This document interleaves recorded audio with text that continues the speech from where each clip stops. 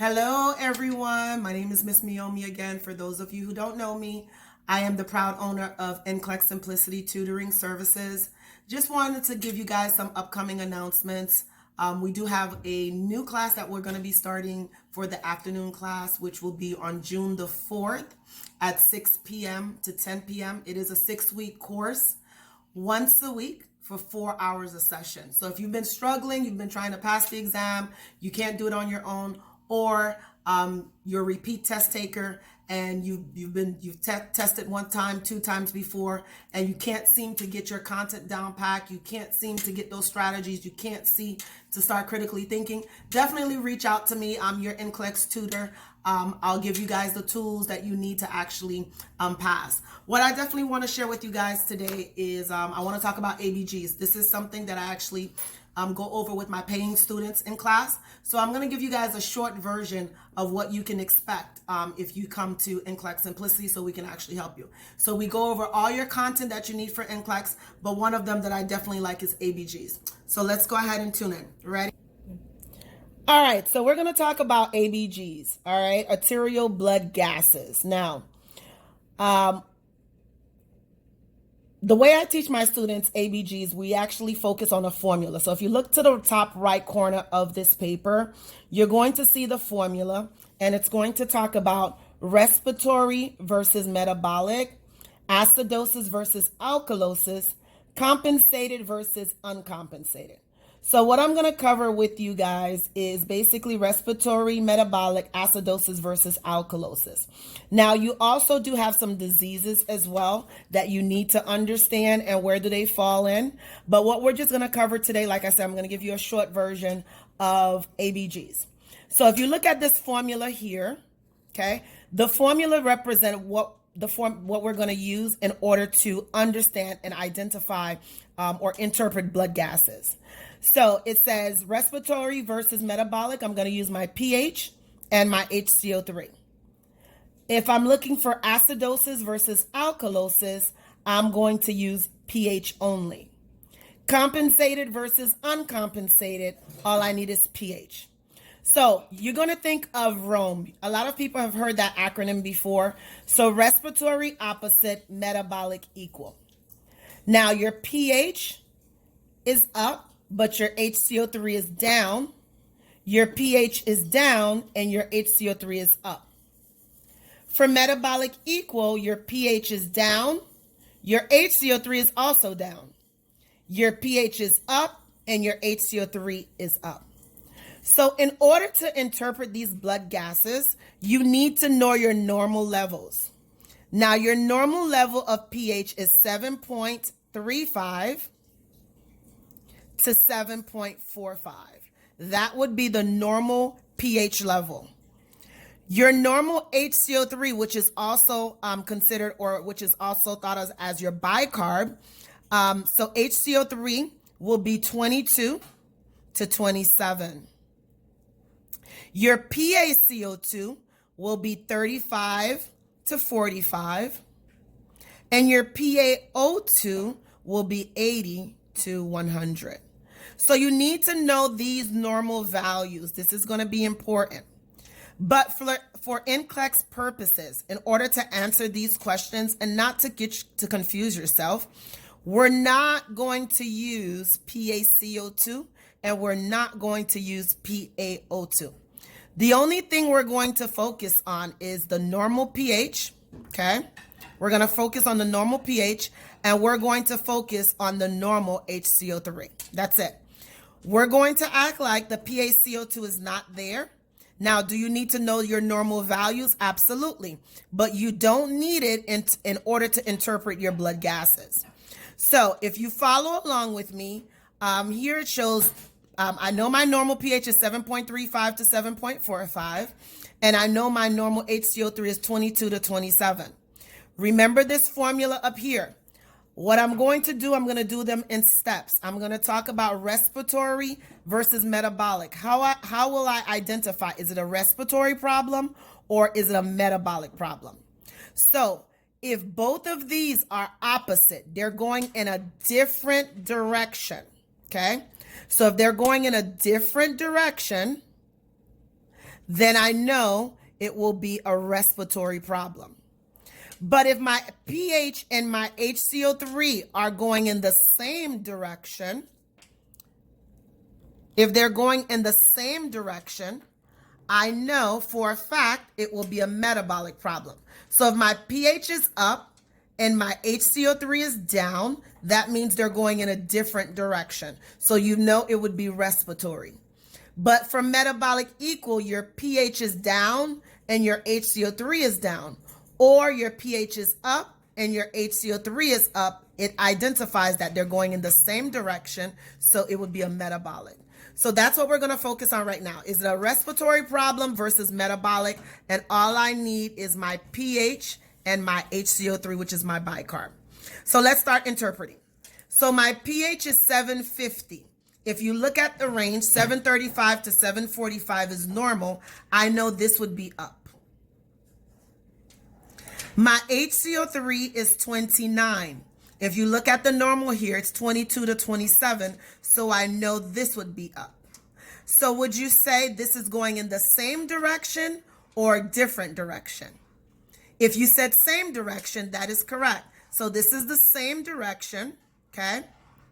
I will identify this as a metabolic problem. So I will put M for metabolic. The next one, 7.30.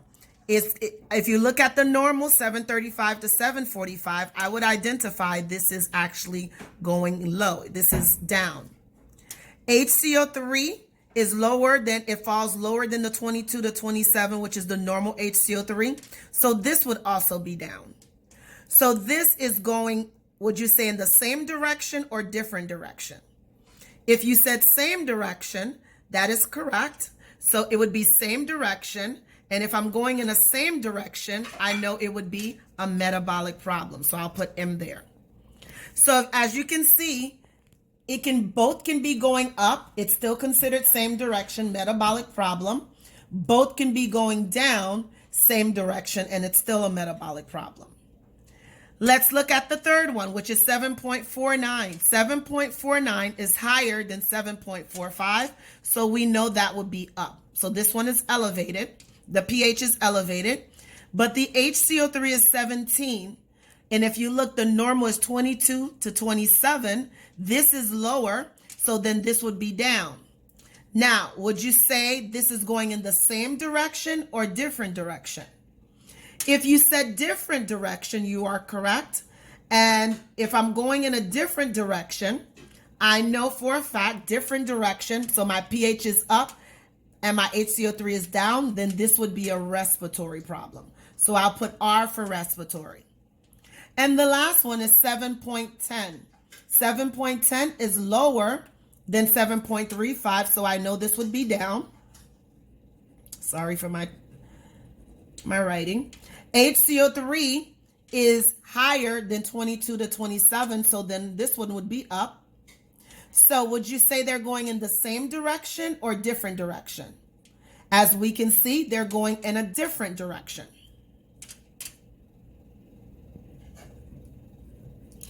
I put direction on top. Meant to say different direction.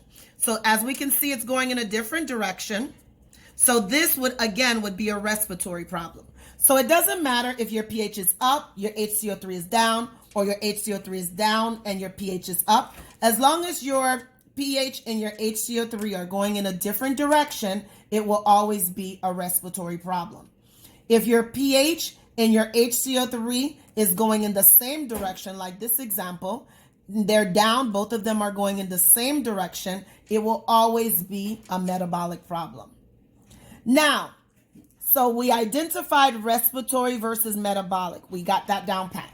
If I'm going in the same direction, I am a metabolic problem. So both are up or both are down.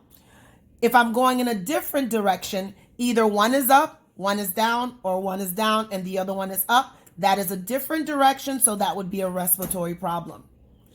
The next one is acidosis versus alkalosis. pH only, that's all I need. So I don't need my HCO3 anymore, okay? I don't need this anymore, so I'm gonna cross this out. The only thing I need now is my pH. So I need to know my normal pH, which is 7.35 to 7.45. So on each example, I am only going to focus on my pH values. So if I look here, my pH is 750. So how do we do this?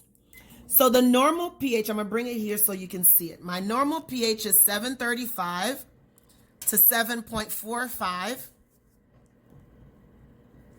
If my pH is lower than 7.35, if my pH is lower than 7.35, I'm an acidosis problem. But if my pH is higher, than 7.45, I will now be an alkalosis problem. Okay? So again, just to make sure it's clear, if my pH is lower than 7.35, I am acidosis. If my pH is higher than 7.45, then I would be alkalosis. So let's finish this interpretation. So like I said, we're only going to cover respiratory versus metabolic, acidosis versus alkalosis. So my pH is 750. If you look here, that will place it higher than 7.45. So then I would be alkalosis. So this then would be metabolic alkalosis. My pH is 730. This is definitely lower than 735. So I would fall now into acidosis. Okay, so this pH would be metabolic acidosis. My pH here is 749. It would be higher than 745. So this would be respiratory alkalosis. And then the last one, my pH is 710. It is definitely lower than 735. So this would be acidosis. All right. So I hope you guys understood that. I'm going to do a recap. Again, when I'm looking for respiratory versus metabolic, I only need to use my pH and HCO3. If we're going in the same direction, we are a metabolic problem. If we're going in a different direction, we are a respiratory problem. To find out if I'm acidosis versus alkalosis, I only need my pH only. If my pH is lower than 735, I would be an acidosis problem.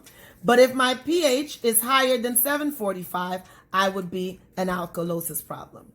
All right, guys, I hope you had fun learning ABGs. Still tune in for any other videos that I post. And then I may talk about how do we identify compensated versus uncompensated. All right, guys, let's get it. You can do it. Let's study for NCLEX. Have a good day.